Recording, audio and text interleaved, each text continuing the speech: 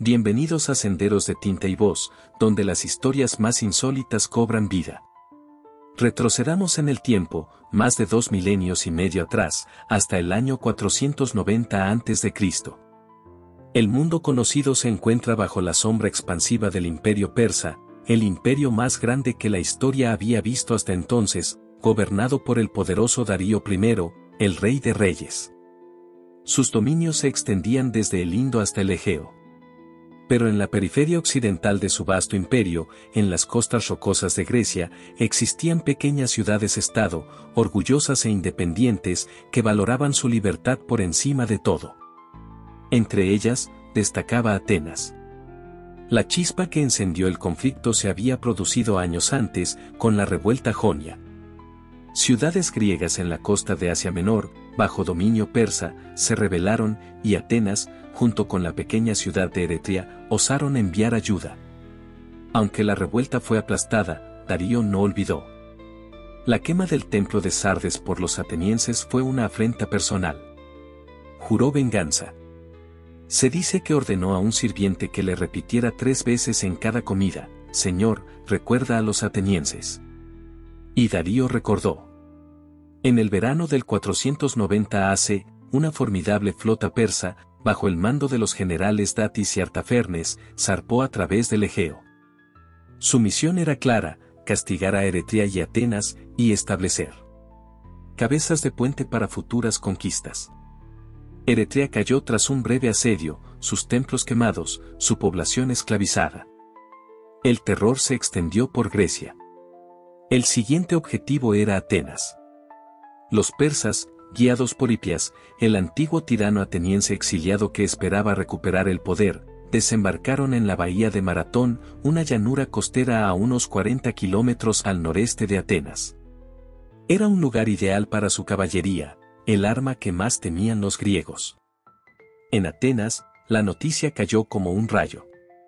El pánico inicial dio paso a un debate febril. ¿Debían encerrarse tras sus murallas y esperar un asedio, o salir al encuentro del invasor en campo abierto? Los 10 estrategas, los generales atenienses, estaban divididos. 5 a favor de marchar, 5 en contra. La figura clave fue Milcíades. Él conocía a los persas, había luchado bajo su mando años atrás. Argumentó con pasión que esperar era condenarse. Debían luchar en Maratón, antes de que la caballería persa pudiera desplegarse eficazmente o que los partidarios de Hipias dentro de la ciudad pudieran actuar. El voto decisivo recayó en el polemarco, Calímaco, el comandante en jefe nominal. Convencido por Milcíades, Calímaco votó por la batalla. El ejército ateniense, unos 9.000 hoplitas, soldados de infantería pesada, ciudadanos soldados armados con lanza, espada corta y el pesado escudo redondo, el oplon, marchó hacia Maratón. En el camino, se les unió un contingente crucial, unos 1.000 valientes hoplitas de la pequeña ciudad de Platea, aliados leales de Atenas. Juntos, sumaban apenas 10.000 hombres. Al llegar a Maratón, vieron la vasta extensión del campamento persa en la playa, las innumerables tiendas, los barcos anclados. Las estimaciones persas varían enormemente, pero probablemente superaban a los griegos al menos 2-1, quizás más, con una mezcla de infantería ligera, arqueros y la temida caballería. Durante varios días, los 2 ejércitos se observaron tensamente a través de la llanura. Los atenienses ocuparon las estribaciones, bloqueando las salidas hacia Atenas, reacios a bajar a la llanura donde la caballería persa podría destrozarlos. Los persas, quizás esperando una señal de traición desde Atenas o subestimando la resolución griega, tampoco forzaron el combate.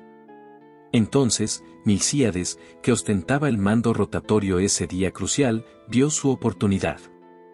Las fuentes antiguas son ambiguas, pero una teoría plausible es que la caballería persa había sido reembarcada, quizás para intentar una maniobra de flanqueo, navegando hacia Atenas mientras la infantería mantenía ocupados a los griegos.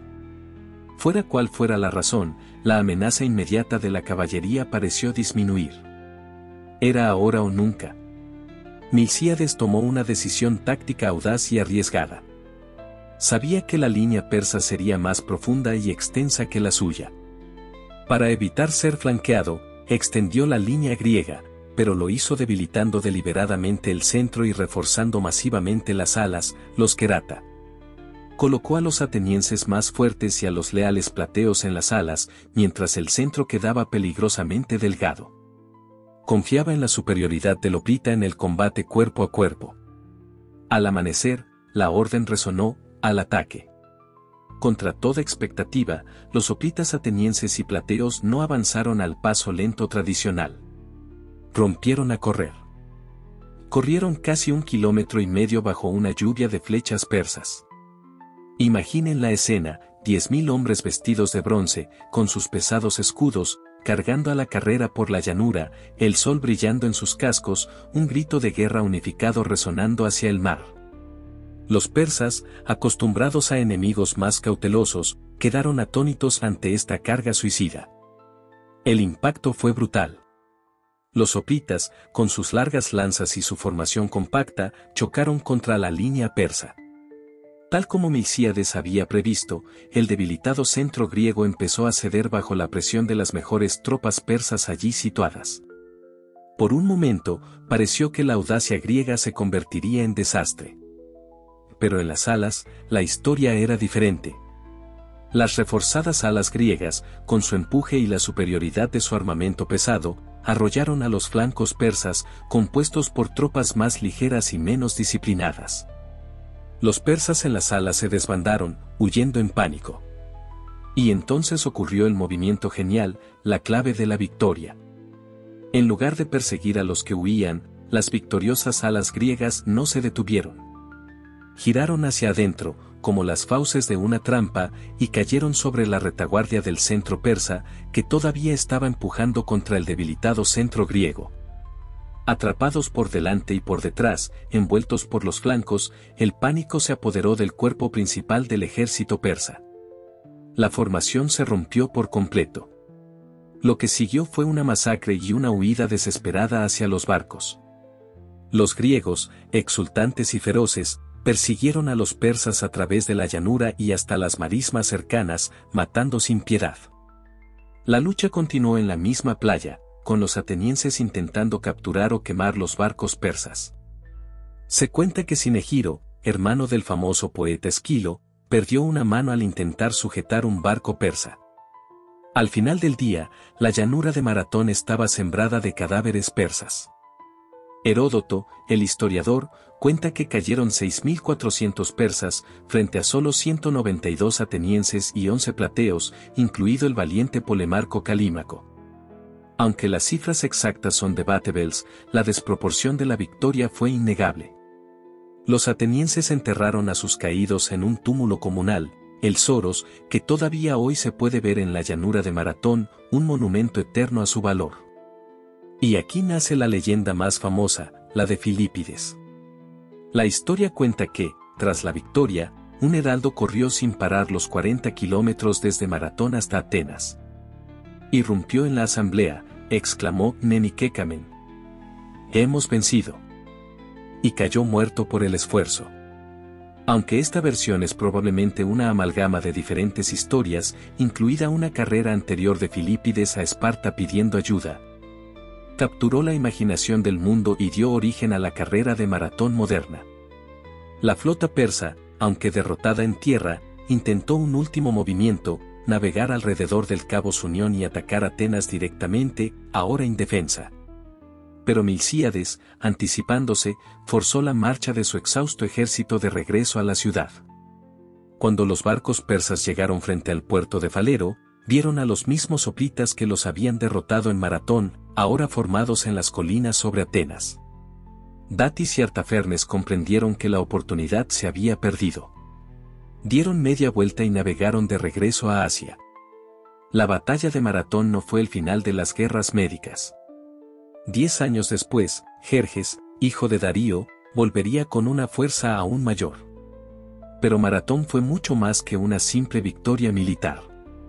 Fue un punto de inflexión. Demostró que el aparentemente invencible imperio persa podía ser derrotado. Infundió una confianza increíble en Atenas, alimentando su edad de oro y el desarrollo de su democracia. Se convirtió en un símbolo poderoso, la pequeña ciudad-estado libre triunfando sobre el vasto imperio despótico. Maratón resonó a través de los siglos como un testimonio del coraje, la disciplina y el amor a la libertad.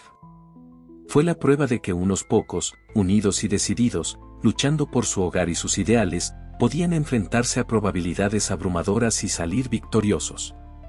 La sombra del Soros en la llanura de Maratón nos recuerda, aún hoy, el eco de aquella carga desesperada y el grito triunfal que salvó a Atenas y cambió, para siempre, el curso de la historia occidental. Gracias por acompañarnos en Senderos de Tinta y Voz. Si esta historia te ha sorprendido o divertido, no olvides darle a me gusta, suscribirte para más relatos insólitos y compartir tus pensamientos en los comentarios. ¿Conoces alguna otra historia? Nos encantaría leerla. Hasta la próxima.